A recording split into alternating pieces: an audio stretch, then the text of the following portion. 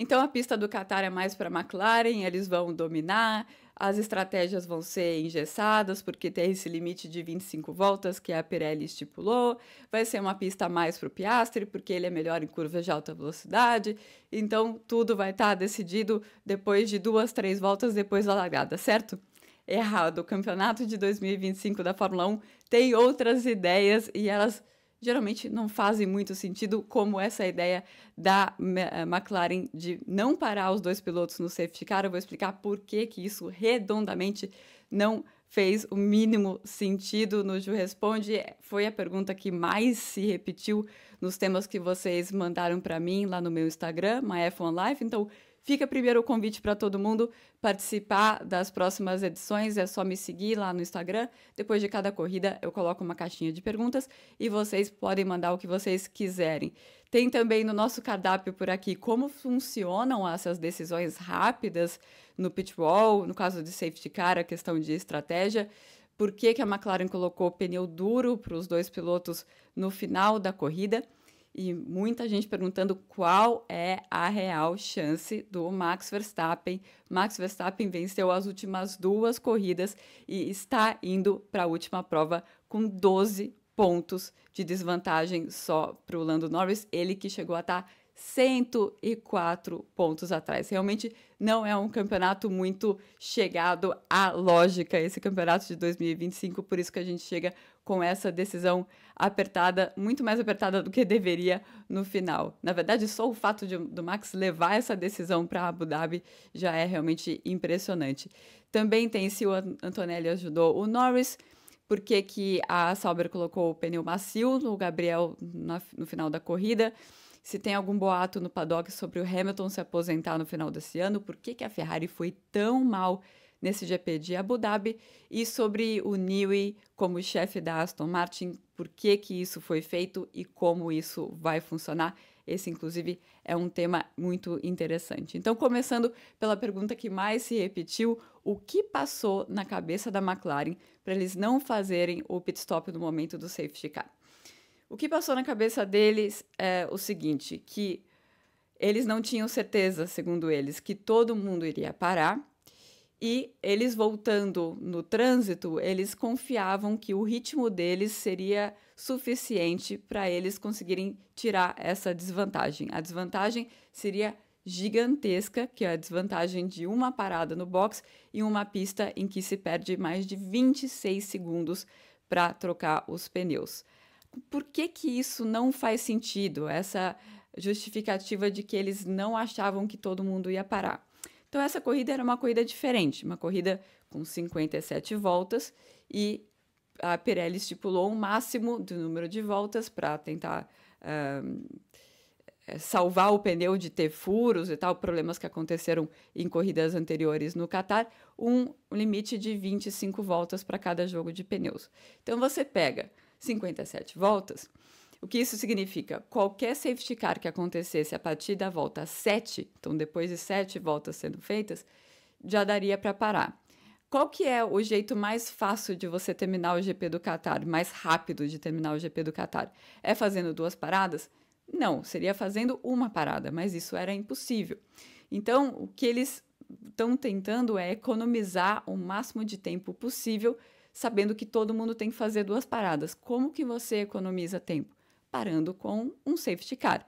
Então, estava lá na lição de casa de todo mundo que um safety car a partir da volta 7, o que eles falam de abrir a janela do safety car, a partir da volta 7, abria a janela do safety car, porque daí dava para fazer 25 e 25. E eles resolvem não fazer isso. A justificativa que eles dão para o Norris quando ele questiona é: os outros perderam a flexibilidade da estratégia. Eles perderam a flexibilidade da estratégia, mas eles estavam fazendo a relargada na volta 11 sem nenhuma desvantagem em relação às 2 McLaren e tendo feito já um pit stop, sabendo que a McLaren, pelo regulamento dessa corrida, teria que fazer 2. Então, realmente não dá para justificar. Na hora, eu pensei, como muita gente nas perguntas também mandou, se eles não fizeram isso só para proteger o Lando Norris, porque eles teriam que fazer um double stack, então fazer as duas paradas ao mesmo tempo e, com isso, ele teria que ficar esperando atrás do Oscar Piastri. Ele não teria, porque ele estava 5 segundos atrás, então é o tempo suficiente para o Piastri trocar pneu e ele não precisar esperar, não perderia mais tempo. A questão é que o Norris, dentro dessa ideia da McLaren de que nem todo mundo pararia, ele voltaria com mais trânsito para ele vir recuperando. Então, talvez eles tenham pensado nisso. Mas é mais um exemplo, e a McLaren várias vezes pecou por olhar as coisas dessa maneira, deles tentarem controlar muitas variáveis que não estão nas mãos deles. Então, o que você faz? Tem um safety car ali dentro desse cenário que você tem esse limite de 25 voltas, você para. Se o outro piloto não parar, é pior para ele, porque ele vai ter que fazer uma parada mais que você. Então, realmente, não tem justificativa esse erro da McLaren. Geralmente, eu fico pensando, não, eles sabiam de coisas que a gente não sabe, porque são mentes muito mais brilhantes do que as nossas tomando essas decisões, mas realmente nessa não tem como defender a decisão da McLaren. Falando sobre essas decisões, como funcionam as decisões rápidas no caso do safety car e quem toma essas decisões? Então, como é que é feita a estratégia? Eles pegam todos os dados do carro, dos outros carros, os dados dos pneus, os modelos de pneu que eles têm, os softwares que eles têm para fazer a estratégia. Por isso que eu falo que sempre a gente tem que tomar cuidado de ficar falando, errou, porque eles têm muitos dados nas mãos deles, muito mais do que a gente tem. Eles pegam tudo isso e fazem, geralmente, uma reunião no sábado à noite. Cada equipe tem uma equipe de estratégia, um time de estratégia. A maioria dessas pessoas vão estar na fábrica, olhando todos esses dados e olhando em tempo real o que é esperado, o que é projetado, porque eles não veem só o que está acontecendo, mas o que é projetado para o final da corrida, dependendo do que acontece ao longo da prova. Eles têm os softwares que são preparados justamente para fazer essa projeção. Então, você tem geralmente uma pessoa que fica no pit wall e o resto da equipe fica alimentando essa pessoa com as informações que eles estão vendo nesse software, nessas projeções que eles estão fazendo. Então, tem um sem fim de informações para eles tomarem essas decisões. Inclusive, algo que eu descobri recentemente, que acontece na Mercedes especificamente, que chega nessa reunião do sábado, qualquer pessoa pode chegar lá, os pilotos, o chefe da equipe, o mecânico, qualquer um pode ir e falar, olha, eu acho que vocês poderiam estudar isso, fazer isso. E essa sugestão vai ser ouvida e vai ser estudada pelo pessoal da estratégia. Por que eu estou insistindo muito nesse estudo? Porque eles vão para a corrida com vários cenários. Então, nessa corrida, eles foram com esse cenário de safety car a partir da volta 7. Então, todo mundo sabia que era a melhor decisão você parar se você tivesse um safety car nessa situação. Tá? Porque isso foi estudado antes, esses cenários estão na cabeça dos estrategistas. E principalmente dessa pessoa que é ou o chefe, a chefe de estratégia, ou é a pessoa que está fazendo esse papel de chefia em determinada corrida, porque as equipes às vezes mudam, não é exatamente a mesma pessoa sempre, mas essa pessoa que senta no pit wall, o que ela vai fazer? Ela tem todas as informações e ela vai bater o martelo. Então, nesse tipo de decisão que não tem muita discussão para ser feita, a pessoa tem que rapidamente falar, é isso que a gente vai fazer. Então, sabe-se muito bem que quem está no pit wall da Red Bull é a Hannah Schmidt, e o que acontece quando sai o safety car, eles já, por causa das informações prévias que eles têm, já não existe uma discussão. Eles decidem, a gente vai parar, prepara os pneus, a gente vai parar. Prepara o pneu médio lá para o Max Verstappen e prepara para o Yuki Tsunoda também. Acontece que o Oscar Piastri passa da entrada do box e aí o resto do pit wall fala, você tem certeza? E é nesse momento que ela tem que falar sim ou não, e ela foi pelo processo da equipe. A equipe já tinha decidido isso, eles decidem isso com base em várias informações e ela, no 1 segundo, 2 segundos que ela teve para falar sim, porque o Max estava pertinho do Piastri, ela disse sim e o Max entrou e fez essa parada. Então é dessa forma que essas decisões são tomadas. Inclusive, na McLaren, o Piastri falou, eu percebi que eles estavam tendo uma discussão, porque geralmente, quando tem o safety car, a resposta do rádio ela vem precisa e vem no momento que sai o safety car. E por que ela vem tão rápida? Justamente porque eles têm previsto o que eles vão fazer em cada volta, em cada momento para sair o safety car. E essa previsão vem em tempo real nos softwares que eles usam. O pneu duro no final para a McLaren foi por segurança ou porque eles não tinham mais macios? Eles tinham macios sim, então o Piastri para com 15 voltas para o final, o Lando eu acho que ele para 2 voltas depois, então com 13 voltas para o final, e eles tinham pneus que podiam dar mais 22, 21, 22 voltas. Então, eles tinham essa opção do pneu macio. Qual que é o problema do pneu macio? Que ele iria durar por 3, 4 voltas, no ritmo que eles tinham que fazer, porque os dois tinham que forçar muito, que eles estavam tendo que recuperar esse tempo de parada aí que eles não aproveitaram no safety car. E o pneu depois iria cair bastante. O pneu iria sofrer com superaquecimento, principalmente quando eles chegassem perto de algum carro, no caso mais do Lando, né, que tinha 2 carros para ultrapassar, e se ele não passasse em uma volta, o pneu ia superaquecer, então era a escolha mais segura para a equipe, o pneu duro. Aliás, o fato do pneu duro ter funcionado tão bem nessa corrida, muito melhor do que qualquer um esperava, foi ruim para a McLaren, porque dentro a conta que a McLaren fez, ok, se os outros pararem, a gente vai se recuperar, porque eles vão ter que fazer 25 voltas no final e vão ter que escolher entre o duro e o macio. Se eles tiverem que ir para o macio, todo mundo vai se lascar, porque o duro pode ser muito lento. Acontece que o duro não foi muito lento, o duro foi muito consistente, e, inclusive, eu queria salientar o ritmo do Max Verstappen, que também foi fundamental para essa desestratégia da McLaren não ter funcionado, porque o Verstappen também adotou um ritmo muito mais forte do que a McLaren estava prevendo. Falando em Max Verstappen, qual é a chance real do Max Verstappen ser campeão em Abu Dhabi? Eu acho que ele vem demonstrando claramente que ele sabe qual é a chance dele. A chance dele é que o Lando Norris cometa um erro. E ele vem tentando forçar o Lando a cometer esses erros, falando coisas como, se eu tivesse uma McLaren eu já teria vencido esse campeonato há muito tempo. As Papaya Rules, não sei como funcionam, mas eu gosto, estou me aproveitando delas. Então ele está tentando fazer um jogo mais psicológico com o Norris, tentando levar o Norris ao erro. E olha, largada de Las Vegas ele errou, classificação ele errou, não teve um bom ritmo no Qatar também. Por que eu digo isso? É claro que o Max não depende só do seu próprio resultado, ele depende que o Lando não termine no pódio em Abu Dhabi. Então, é claro que o Max ele se garante na parte dele, mas ele sabe que ele precisa mais do que isso em termos de pontuação para fechar esse campeonato. Aí muita gente perguntando, e Abu Dhabi? O que esperar de Abu Dhabi?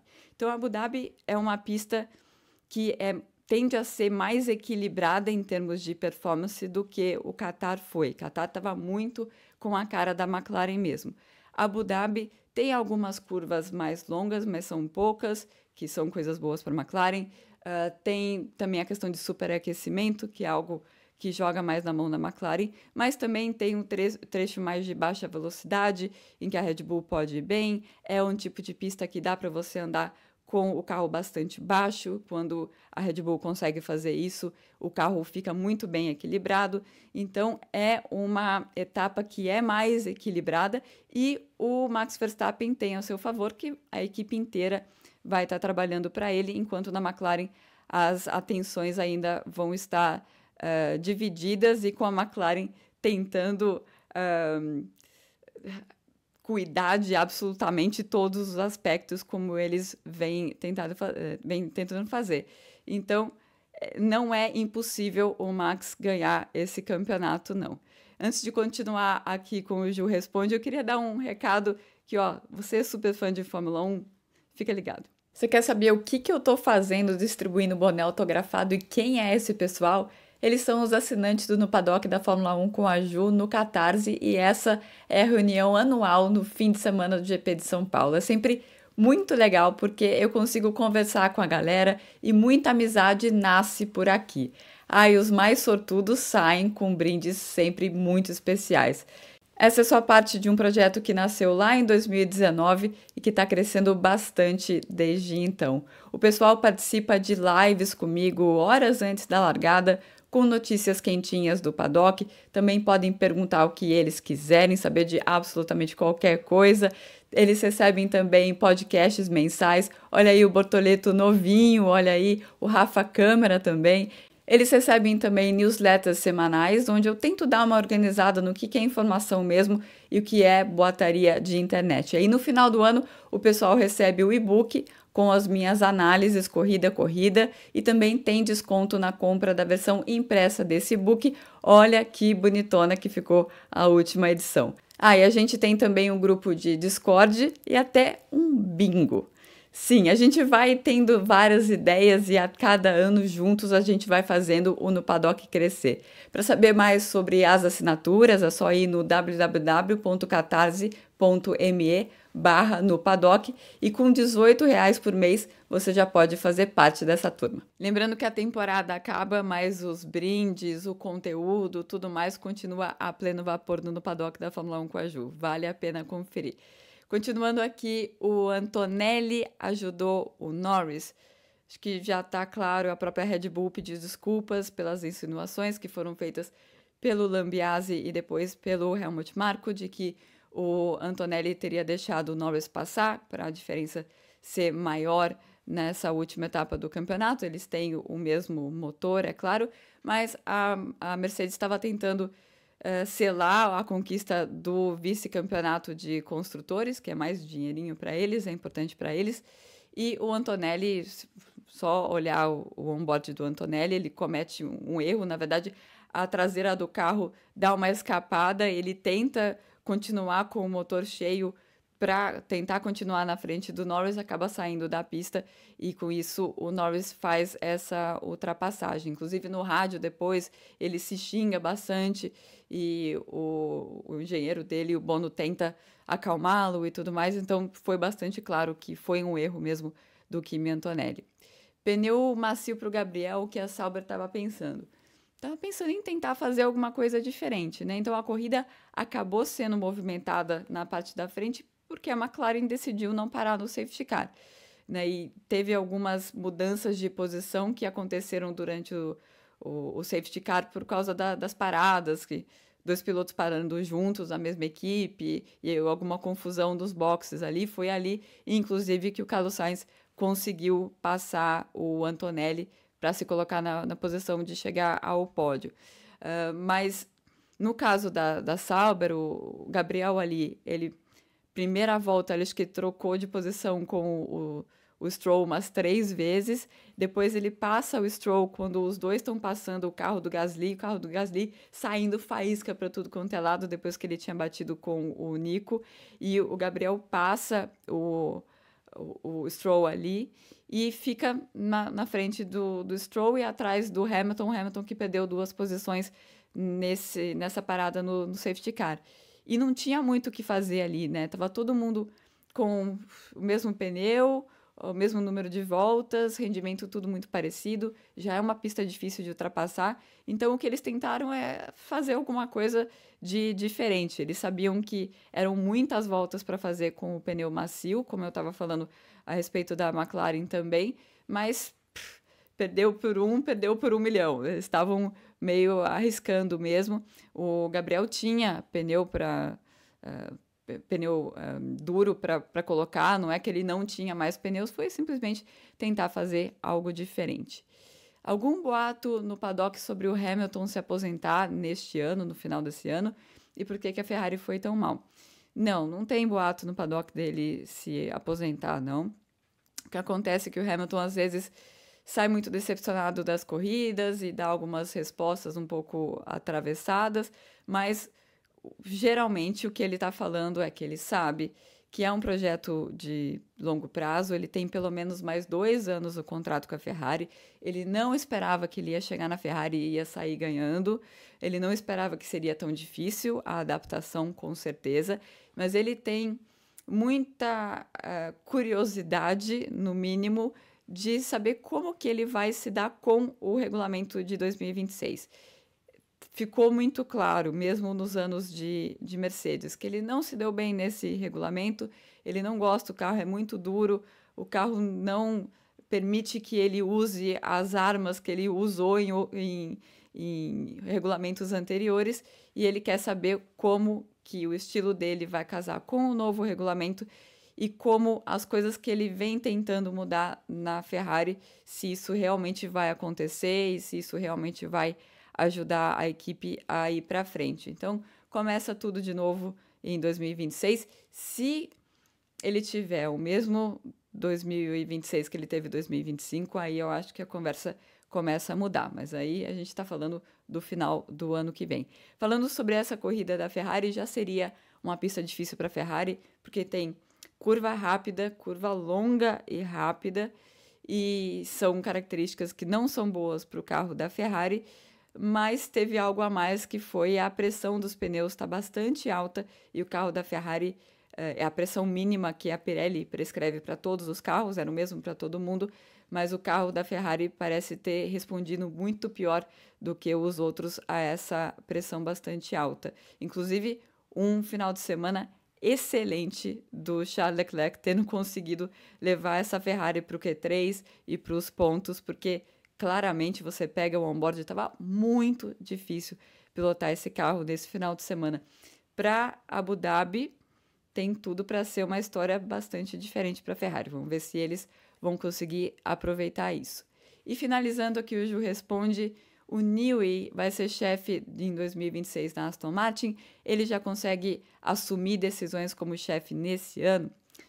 A coisa interessante sobre essa decisão da Aston Martin é que o Andy Cowell, que era o chefe da equipe, precisou sair dessa posição de chefe de equipe para ir para uma posição de coordenação entre a Valvoline, a Aramco e a Honda.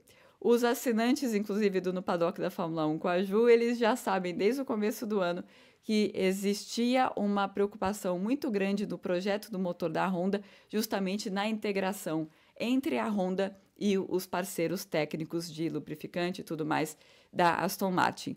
E esse movimento do Andy Cowell, que vamos lembrar, é um cara que veio da Mercedes, ele era da HPP, ele era da Mercedes da divisão de motores, ele era o chefe da divisão de motores lá, então essa é a área dele. O Cowell saindo da posição de chefe de equipe para ir justamente pegar e colocar o dedo nessa ferida aí, porque continua sendo um problema essa integração entre a Honda e esses parceiros da Aston Martin. Aí o Newey, pelo que a gente entendeu de toda essa história, ele vai para a chefia da equipe, mas não é uma coisa tão definitiva assim. Lembrando que havia muito a conversa do Christian Horner ir para a Aston Martin, mas o Christian Horner não pode assumir nenhum posto em nenhuma equipe até antes de abril do ano que vem. Então, pensando que havia esse problema mais agudo para ser resolvido e que o Andy Cowell tinha que sair da posição dele, você junta todas as peças e pode ser que o Newey não fique tanto tempo como chefe da equipe, que chegue alguém que tem um perfil mais de administrador, alguém como o Christian Horner, por exemplo, para ocupar essa posição no ano que vem. Porque o Newey, por mais que ele seja um gênio, ele não tem exatamente todas as características de um chefe de equipe.